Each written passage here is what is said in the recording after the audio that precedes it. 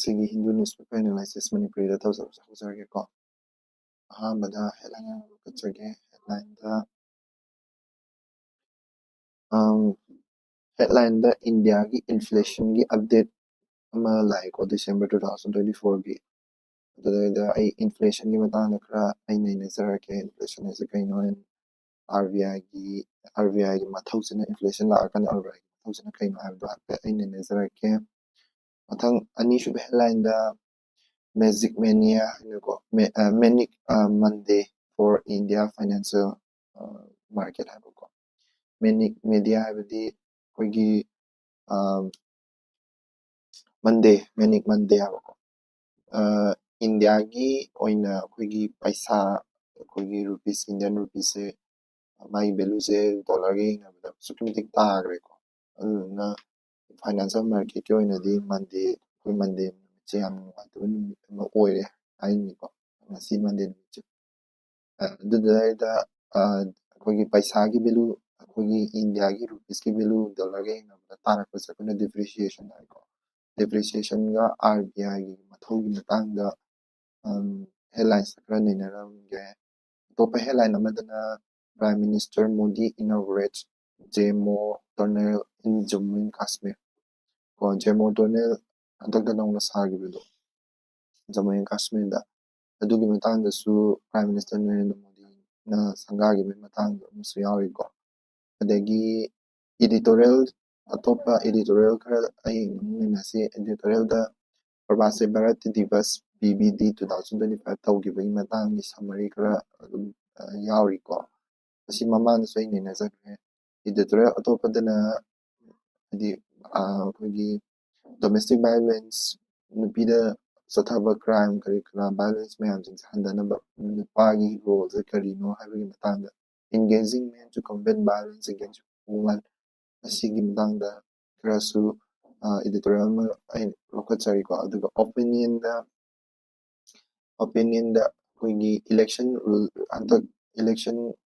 rule ꯈꯔ ꯑꯦꯃꯦꯟ ꯇꯧꯈꯤꯕꯗꯣ ꯒꯣꯚꯔꯟꯃꯦꯟꯠꯅ ꯑꯩꯈꯣꯏꯒꯤ ꯑꯗꯨꯒꯤ ꯑꯦꯃꯦꯟ ꯇꯧꯈꯤꯕꯗꯣ ꯑꯩꯈꯣꯏ CCTV ꯀꯦꯃꯦꯔꯥꯒꯤ ꯐꯨꯇꯦꯖ ꯊꯥꯗꯣꯛꯇꯕꯒꯤ ꯃꯇꯥꯡꯗꯅꯤꯀꯣ ꯑꯗꯨꯒꯤ ꯃꯇꯥꯡꯗ ꯑꯣꯄꯤꯅꯤꯌꯟ ꯑꯃꯈꯛ ꯌꯥꯎꯔꯝꯃꯤ ꯑꯗꯨꯒꯤ ꯃꯇꯥꯡꯗꯁꯨ ꯑꯩ ꯑꯗꯨꯝ ꯀꯣꯚꯔ ꯑꯞ ꯇꯧꯖꯔꯝꯒꯦ ꯇꯦꯛꯁ ꯑꯦꯟ ꯀꯟꯇꯦꯛꯁꯇ ꯔꯦꯠ ꯍꯣꯜ ꯃꯥꯏꯅꯤꯡ ꯉꯔꯥꯡ ꯅꯍꯥꯟ ꯑꯩꯈꯣꯏ ꯃꯤ 7 ꯆꯪꯈ꯭ꯔꯒ ꯃꯤ 5ꯗꯤ ꯁꯤꯔꯦꯅ ꯄꯥꯎ ꯐꯪꯕꯗꯣ ꯉꯔꯥꯡꯕꯨꯗꯤ ꯃꯣꯏ ꯔꯦꯁꯀ꯭ꯌꯨ ꯃꯤꯁꯟꯗꯣ ꯄꯣꯊꯥꯔꯒ ꯉꯁꯤ ꯃꯟꯗꯦ ꯅꯨꯃꯤꯠꯇꯒꯤ ꯑꯃꯨꯛ ꯍꯧꯒꯅꯤ ꯈꯣꯠꯀꯅꯤ ꯀꯥꯏꯅꯒ ꯇꯧꯅꯈꯤꯕꯅꯤꯀꯣ ꯑꯗꯨꯒꯤ ꯃꯇꯥꯡꯗꯅꯤꯀꯣ ꯑꯗꯒꯤ ꯏꯖꯔꯦꯜꯒꯤ ꯍꯥꯃꯁ ꯁꯦꯁꯐꯥꯌꯔ ꯅꯦꯒꯣꯁꯤꯌꯦꯁꯟꯒꯤ ꯃꯇꯥꯡꯗꯅꯤꯀꯣ ꯉꯔꯥꯡ ꯇꯔꯅꯤꯡ ꯄꯣꯏꯟꯠ ꯑꯃ ꯂꯥꯛꯈ꯭ꯔꯦ ꯍꯧꯖꯤꯛ ꯍꯥꯏꯗꯤ 24 hours ꯍꯧꯖꯤꯛꯇꯒꯤ ꯍꯧꯔꯒꯀꯣ 24 hours ꯁꯤꯒꯤ ꯃꯅꯨꯡꯁꯤꯗ ꯂꯩꯈꯥꯏ ꯊꯥꯕ ꯑꯃꯗꯤ ꯂꯥꯛꯄ ꯌꯥꯔꯦꯀꯣ ꯍꯥꯏꯗꯤ ꯀꯩꯅꯣꯒꯤ ꯃꯇꯥꯡꯗꯅꯤ ꯑꯣꯏꯗꯣꯏꯅꯤ ꯉꯁꯥꯏꯒꯤ ꯍꯧꯖꯤꯛ ꯍꯥꯃꯁꯇ ꯋꯥꯔ ꯀꯟꯅ ꯇꯧꯔꯤꯗꯅꯀꯣ ꯑꯗꯨꯒꯤ ꯋꯥꯔꯗꯣ ꯑꯗꯨꯒꯤ ꯃꯇꯥꯡꯗꯅꯤꯀꯣ ꯍꯥꯏꯗꯤ ꯋꯥꯔꯗꯣ ꯍꯧꯖꯤꯛ ꯅꯦꯒꯣꯁꯤꯌꯦꯁꯟꯒꯤ ꯐꯤꯜꯗ ꯅꯦꯒꯣꯁꯤꯌꯦꯁꯟ ꯇꯦꯕꯜꯗ ꯂꯥꯛꯑꯦꯀꯣ ꯑꯗꯨꯗ ꯀꯅꯥ ꯅꯦꯒꯣꯁꯤꯌꯦꯁꯟ ꯇꯧꯏ ꯈꯣꯠꯂꯤ ꯍꯥꯏꯕꯗꯨꯒꯤ ꯃꯇꯥꯡꯗ ꯅ꯭ꯌꯨꯁ ꯑꯃ ꯌꯥꯎꯔꯝꯃꯤ ꯑꯗꯨꯗꯣ ꯑꯩ ꯀꯣꯚꯔ ꯑꯞ ꯇꯧꯖꯔꯝꯒꯦ ꯑꯍꯥꯟꯕꯗ ꯍꯦꯗꯂꯥꯏꯟ ꯑꯅꯤ ꯌꯦꯡꯁꯤ ꯍꯦꯗꯂꯥꯏꯟꯗ inflation falls to a 4-month low in December ꯀꯣ ꯏꯟꯐ꯭ꯂꯦꯁꯟꯁꯦ ꯄꯩꯁꯥꯁꯦ ꯑꯩꯈꯣꯏꯒꯤ ꯄꯣꯠ ꯆꯩ ꯃꯃꯜ ꯇꯥꯡꯕꯒꯤ ꯆꯥꯡꯁꯦ ꯗꯤꯁꯦꯝꯕꯔꯗ ꯌꯥꯝ ꯇꯥꯡꯈꯠꯂꯝꯃꯕꯅꯤꯀꯣ ꯕꯠ ꯍꯧꯖꯤꯛ ꯈꯤꯇꯪ ꯑꯃꯨꯛ ꯁꯥꯐꯔꯦ ꯍꯥꯏꯗꯤ ꯗꯤꯁꯦꯝꯕꯔ ꯅꯕꯦꯝꯕꯔ ꯑꯗꯨꯋꯥꯏꯗ ꯈꯔ ꯇꯥꯡꯈꯠꯂꯝꯕꯗꯣ ꯍꯧꯖꯤꯛ ꯈꯤꯇꯪ ꯑꯃꯨꯛ ꯁꯥꯐꯔꯦꯅ ꯄꯥꯎꯁꯤꯗ ꯈꯕꯔꯁꯤꯗ ꯌꯥꯎꯔꯤꯀꯣ ꯑꯗꯨꯒ ꯁꯤꯗꯩꯁꯤꯗꯅ ꯑꯃꯅ ꯗꯣꯂꯔꯒ ꯑꯩꯈꯣꯏ ꯏꯟꯗꯤꯌꯥ ꯔꯨꯄꯤꯒ ꯌꯦꯟꯅꯕꯗ $1ꯒ ꯑꯩꯈꯣꯏꯒꯤ ꯏꯟꯗꯤꯌꯟꯒꯤ 86.70 ꯔꯨꯄꯤꯁꯀ ꯃꯥꯟꯅꯩꯅ ꯀꯣ ꯑꯃꯁꯨ ꯄꯜꯂꯦꯀꯣ ꯑꯗꯨ ꯁꯤꯁꯦ ꯍꯥꯏꯗꯤ ꯍꯥꯟꯅ ꯁꯦꯞꯇꯦꯝꯕꯔ ꯑꯗꯥꯏꯗ 85 ꯑꯗꯥꯏꯐꯥꯎ ꯂꯩꯔꯝꯕꯅꯦ ꯁꯦꯞꯇꯦꯝꯕꯔ ꯑꯗꯥꯏꯗ 85ꯁꯦ ꯀ꯭ꯔꯣꯁ ꯇꯧꯈꯤꯕꯅꯦ ꯍꯧꯖꯤꯛ 86.70 ꯌꯥꯝ ꯐꯖꯅ ꯇꯥꯔꯦꯀꯣ ꯑꯗꯨꯗꯨꯒ ꯑꯇꯣꯞꯄ ꯑꯃꯅ ꯍꯦꯗꯂꯥꯏꯟꯗ PM Modi JMO Tunnel in Jammu and Kashmir ꯁ꯭ꯇꯦꯠꯀꯤ ꯃꯇꯥꯡꯗꯗꯤ ꯄ꯭ꯔꯥꯏꯝ ꯃꯤꯅꯤꯁꯇꯔ ꯅꯔꯦꯟꯗ꯭ꯔ ꯃꯣꯗꯤꯅ ꯖꯝꯃꯨ ꯑꯦꯟ ꯀꯥꯁꯃꯤꯔꯗ ꯑꯩꯈꯣꯏꯒꯤ ꯃꯣꯏꯁꯦ ꯌꯨꯅꯤꯌꯟ ꯇꯦꯔꯤꯇꯣꯔꯤ ꯑꯣꯟꯊꯣꯛꯈꯤꯕꯗꯒꯤ ꯑꯃꯨꯛ ꯁ꯭ꯇꯦꯠ ꯐꯪꯅꯕ ꯁ꯭ꯇꯦꯔꯣꯏꯗ ꯐꯪꯅꯕ ꯗꯤꯃꯥꯟ ꯑꯃꯨꯛ ꯇꯧꯔꯤꯕꯅꯦꯕ ꯍꯧꯖꯤꯛꯁꯦꯀꯣ ꯑꯗꯣ ꯑꯗꯨꯒꯤ ꯃꯇꯥꯡꯗ ꯍꯥꯏꯗꯤ ꯀꯔꯤꯝꯇ ꯄꯜꯂꯝꯗꯦꯕ ꯁ꯭ꯇꯦꯠ ꯑꯃ ꯑꯣꯏꯅ ꯄꯤꯅꯕꯒꯤ ꯃꯇꯥꯡꯗꯗꯤ ꯑꯗꯨꯒ ꯖꯦꯃꯣꯔꯒꯤ ꯇꯅꯦꯜꯗꯤ ꯃꯥꯅ ꯁꯪꯒꯥꯈ꯭ꯔꯦꯀꯣ ꯉꯁꯥꯏꯒꯤ ꯀꯩꯅꯣꯒꯤ ꯏꯟꯐ꯭ꯂꯦꯁꯟꯒꯤ ꯃꯇꯥꯡꯗꯨꯗꯤ ꯌꯦꯡꯁꯤ ꯏꯟꯗꯤꯌꯥ ꯏꯟꯐ꯭ꯂꯦꯁꯟ ꯑꯞꯗꯦꯠꯇ ꯑꯩꯈꯣꯏꯒꯤ 4-month ꯂꯣ 5.22 ꯀꯣ from 5.55 in Novemberꯗ 5.5% ꯂꯩꯔꯝꯕꯗꯣ ꯑꯗꯨꯗꯣ 5.22ꯗ ꯍꯟꯊꯔꯛꯑꯦ ꯃꯤꯅꯤꯡꯗꯤ ꯏꯟꯐ꯭ꯂꯦꯁꯟꯁꯦ ꯈꯔ ꯔꯤꯂꯦꯛꯁ ꯇꯧꯔꯛꯑꯦ ꯍꯥꯏꯕꯅꯤꯀꯣ ꯏꯟꯐ꯭ꯂꯦꯁꯟꯁꯦ ꯈꯔ ꯍꯥꯏꯗꯤ ꯄꯣꯠ ꯆꯩ ꯇꯥꯡꯕꯒꯤ ꯃꯃꯜꯁꯦ ꯄꯣꯠ ꯆꯩꯁꯦ ꯍꯣꯡꯊꯔꯛꯑꯦ ꯈꯤꯇꯪ ꯍꯥꯏꯅꯤꯀꯣ ꯄꯩꯁꯥꯒꯤ ꯚꯦꯂꯨ ꯇꯥꯡꯈꯠꯂꯦ ꯄꯣꯠ ꯆꯩꯁꯦ ꯍꯣꯡꯊꯔꯛꯑꯦ ꯍꯥꯏꯅꯤ ꯑꯗꯨꯒ Q3 ꯍꯥꯏꯕꯗꯤ ꯀ꯭ꯋꯥꯇꯔ 3 ꯑꯩꯈꯣꯏꯒꯤ ꯕꯖꯦꯠ ꯑꯃꯗꯒꯤ ꯕꯖꯦꯠ ꯁꯦꯁꯟ ꯑꯗꯩ 2024-25ꯒꯤ ꯀ꯭ꯋꯥꯇꯔ ꯁꯦꯁꯟ 3ꯒꯤ ꯑꯣꯏꯅꯗꯤ 5.63ꯗ ꯂꯩꯔꯝꯃꯤ ꯈꯔ ꯋꯥꯡꯉꯝꯃꯤꯀꯣ ꯑꯗꯨꯗꯒꯤ ꯀ꯭ꯋꯥꯇꯔ 4ꯗꯗꯤ 2024-25 ꯍꯧꯖꯤꯛ ꯅꯕꯦꯝꯕꯔ ꯖꯅꯋꯥꯔꯤ ꯐꯦꯕ꯭ꯔꯨꯋꯥꯔꯤ ꯀꯣ ꯀꯩꯅꯣ ꯄꯨꯊꯣꯛꯇ꯭ꯔꯤ ꯐꯥꯎꯗꯤ ꯕꯖꯦꯠ ꯄꯨꯊꯣꯛꯇ꯭ꯔꯤ ꯐꯥꯎꯒꯤ ꯀ꯭ꯋꯥꯇꯔ 4ꯒꯤ ꯁꯤꯗꯗꯤ 4.5 ꯑꯗꯨꯃꯥꯏꯅ ꯂꯩꯅꯤꯅ ꯄ꯭ꯔꯣꯖꯦꯛ ꯇꯧꯏꯀꯣ ꯑꯗꯣ ꯏꯟꯇꯔꯦꯁ ꯀꯛꯊꯕꯒꯤ ꯍꯥꯏꯗꯤ ꯑꯩꯈꯣꯏꯒꯤ RBIꯅ ꯂꯣꯟ ꯄꯤꯕ ꯃꯇꯝꯗ ꯃꯣꯏ ꯏꯟꯇꯔꯦꯁ ꯑꯃ ꯄꯤꯗꯅꯀꯣ ꯑꯗꯨꯒꯨꯝꯕ ꯀꯛꯊꯕꯒꯤ ꯍꯥꯏꯗꯤ ꯑꯗꯨ ꯀꯛꯊꯕꯒꯤ ꯈꯣꯠꯄꯒꯤ ꯀꯔꯤ ꯀꯔꯥꯒꯤ ꯇꯨꯡꯗ ꯀꯛꯊꯔꯛꯄ ꯌꯥꯕꯒꯤ ꯄꯣꯠꯇꯤ ꯑꯃꯐꯥꯎ ꯂꯩꯇꯦꯕ ꯀꯩꯅꯣ ꯍꯥꯏꯗꯤ ꯍꯧꯖꯤꯛꯀꯤ ꯏꯟꯐ꯭ꯂꯦꯁꯟꯁꯦ ꯑꯗꯨꯝ ꯋꯥꯡꯉꯤꯕꯅꯤꯅꯀꯣ ꯑꯗꯨꯝ ꯏꯟꯇꯔꯦꯁꯁꯤꯁꯨ ꯋꯥꯡꯈꯤꯅꯤ ꯍꯥꯏꯅꯤꯀꯣ ꯑꯗꯣ ꯑꯩꯈꯣꯏꯅ ꯉꯁꯤ ꯍꯥꯏꯗꯤ ꯃꯦꯟ ꯇꯣꯄꯤꯛ ꯑꯣꯏꯅ ꯅꯩꯅꯗꯣꯏꯁꯦ ꯑꯩꯈꯣꯏꯒꯤ ꯏꯟꯐ꯭ꯂꯦꯁꯟꯒꯤ ꯃꯇꯥꯡꯗꯅꯤꯀꯣ ꯏꯟꯐ꯭ꯂꯦꯁꯟ ꯍꯥꯏꯕꯗꯤ ꯑꯩꯈꯣꯏꯒꯤ ꯗꯤꯐꯤꯅꯤꯁꯟ ꯄꯔ ꯗꯤꯐꯤꯅꯤꯁꯟꯒꯤ ꯃꯇꯨꯡ ꯏꯟꯅꯗꯤ ꯑꯩꯈꯣꯏꯒꯤ ꯄꯣꯠ ꯆꯩꯒꯤ ꯒꯨꯗꯁ ꯀꯣ ꯒꯨꯗꯁ ꯑꯣꯏꯕ ꯌꯥꯏ ꯁꯥꯔꯚꯤꯁꯦꯁ ꯑꯣꯏꯕ ꯌꯥꯏ ꯀꯣ ꯁꯥꯔꯚꯤꯁꯦꯁ ꯒꯨꯗꯁ ꯁꯥꯔꯚꯤꯁꯦꯁ ꯃꯌꯥꯝꯗꯨꯒꯤ ꯃꯥꯒꯤ ꯄ꯭ꯔꯥꯏꯁ ꯂꯦꯚꯦꯜ ꯀꯣ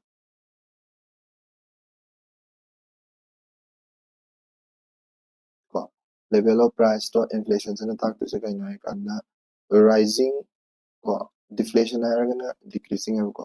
inflation haragadi rising ko edi inflation is a goods and services level price rise to rising to the time inflation to hai duni ko aduga inflation thok taragadi akoigi if it is rising then the purchasing power edi mina ꯑꯗꯒꯤ ꯑꯩꯈꯣꯏꯒꯤ consumer ꯍꯥꯏꯇꯥꯔꯦꯀꯣ ꯑꯩꯈꯣꯏ ꯃꯤꯆꯝ ꯄ꯭ꯔꯖꯥꯅ ꯄꯣꯠ ꯆꯩ ꯂꯩꯕꯒꯤ ꯄꯔꯆꯦꯖꯤꯡ ꯄꯥꯋꯔꯁꯦ or ꯑꯩꯈꯣꯏꯅ currency ꯄꯩꯁꯥ ꯄꯤꯔꯒ ꯄꯣꯠ ꯆꯩꯁꯦ ꯂꯩꯗꯣꯏꯅꯤꯗꯅꯀꯣ ꯑꯗꯣ ꯄꯩꯁꯥꯒꯤ ꯏꯟꯐ꯭ꯂꯦꯁꯟꯁꯦ ꯋꯥꯡꯈꯠ ꯇꯥꯔꯒꯗꯤ ꯑꯩꯈꯣꯏꯒꯤ ꯀꯔꯦꯟꯁꯤꯒꯤ ꯚꯦꯂꯨꯁꯦ ꯍꯟꯊꯔꯛꯇꯣꯏꯅꯦꯕ ꯄꯩꯁꯥꯒꯤ ꯚꯦꯂꯨꯁꯦ ꯍꯟꯊꯔꯛꯇꯣꯏꯅꯦꯕ ꯑꯗꯨꯅ ꯄꯩꯁꯥꯁꯦ ꯌꯥꯝ ꯍꯟꯊꯔꯛꯑꯕꯅꯤ나 ꯑꯩꯅ ꯄꯥꯏꯖꯕ ꯂꯨꯄꯥ 500ꯗꯨꯒꯤ ꯚꯦꯂꯨꯗꯣ ꯌꯥꯝ ꯄꯣꯠ ꯆꯩ ꯌꯥꯝꯅ ꯂꯩꯕ ꯌꯥꯔꯣꯏꯕ ꯑꯗꯨꯅ purchasing power of the currency is decreasing decreasing ꯑꯗꯨ ꯑꯣꯏꯇꯥꯔꯗꯤ inflation ꯍꯥꯏꯁꯦ ꯀꯩꯅꯣ inflationꯁꯦ goods and service ꯒꯤ price level ꯗꯨꯅꯦꯕꯀꯣ ꯑꯗꯨꯗꯣ inflation ꯍꯥꯏꯇꯥꯔꯒꯗꯤ rising ꯇꯧꯔꯦ ꯍꯥꯏꯅꯤ and purchasing power of the currency say decrease ꯇꯧꯔꯛꯑꯅꯤꯕ ꯑꯗꯨ ꯑꯣꯏꯇꯥꯔꯒꯗꯤ ꯍꯥꯏꯗꯤ inflation ꯁꯤꯅ ꯀꯔꯤ lead ꯇꯧꯋꯦ ꯍꯥꯏꯔꯀꯥꯟꯗ ꯀꯔꯦꯟꯁꯤꯒꯤ ꯚꯦꯂꯨꯁꯦ decrease ꯇꯧꯋꯦꯕꯀꯣ ꯑꯗꯣ ꯃꯥꯁꯦ ꯃꯦꯖꯔ ꯇꯧꯕ ꯍꯥꯏꯇꯥꯔꯦꯀꯣ ꯃꯥꯁꯦ ꯃꯦꯖꯔ ꯇꯧꯕꯁꯦ ꯀꯃꯥꯏꯅ ꯇꯧꯒꯦꯅ measurement of inflation ꯀꯣ inflationꯁꯦ measurementꯁꯦ ꯀꯃꯥꯏꯅ ꯇꯧꯒꯦ ꯍꯥꯏꯔꯀꯥꯟꯗ ꯑꯩꯈꯣꯏꯒꯤ CPI ꯍꯥꯏꯅ ꯑꯃ ꯂꯩꯀꯣ CPI ꯍꯥꯏꯕꯗꯤ consumer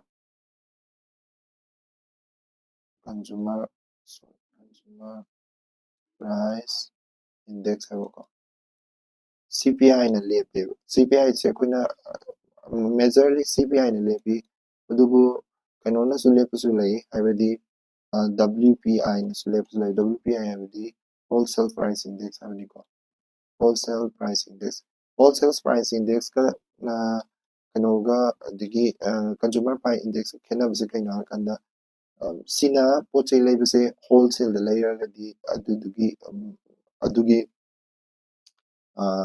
ꯄ꯭ꯔꯥꯏꯁꯇꯨꯗ ꯂꯦꯞꯇꯣꯏꯅꯦꯕ ꯍꯣꯜꯁꯦꯜ ꯃꯥꯔꯀꯦꯠꯇ ꯂꯦꯞꯇꯣꯏꯅꯦꯕꯀꯣ ꯁꯤꯁꯤꯅ CPI ꯁꯤꯅ ꯀꯔꯤꯗ ꯂꯦꯞꯇꯣꯏꯅꯣ ꯍꯥꯏꯔꯀꯥꯟꯗ ꯑꯩꯈꯣꯏꯒꯤ ꯃꯥꯔꯀꯦꯠꯀꯤ ꯕꯥꯁꯀꯦꯠ ꯑꯅ ꯑꯃ ꯂꯩ ꯃꯥꯔꯀꯦꯠꯀꯤ ꯕꯥꯁꯀꯦꯠ ꯀꯣ ꯑꯗꯨꯒꯤ ꯄ꯭ꯔꯥꯏꯁꯇꯨꯅꯦꯕ ꯃꯥꯅ ꯑꯣꯏꯗꯣꯏꯁꯦ ꯃꯥꯔꯀꯦꯠꯀꯤ ꯕꯥꯁꯀꯦꯠꯁꯤꯗ ꯀꯩ ꯆꯟꯒꯦ ꯍꯥꯏꯔꯀꯥꯟꯗ ꯑꯩꯈꯣꯏꯒꯤ ꯐꯨꯗ ꯆꯤꯡꯉꯦ ꯀꯣ ꯕꯤꯚꯔꯦꯖ ꯀꯣ ꯑꯗꯒꯤ ꯍꯥꯎꯁꯤꯡ ꯀꯣ ꯀ꯭ꯂꯣꯊꯤꯡ lối trình của fill của light miscellaneous lối yaw system services so yaw ni ko mo da services madugi market basket to gi value du ni mai ko market basket to gi value du adu du ko na CPI ni ko ba adu CPI je kari na lepke or ma je kari na lepke haraga de ko na kano na lepe MOSPI habidi Ministry of Statistics and Program Implementation hamni ko MOSPI na lepe sige WPI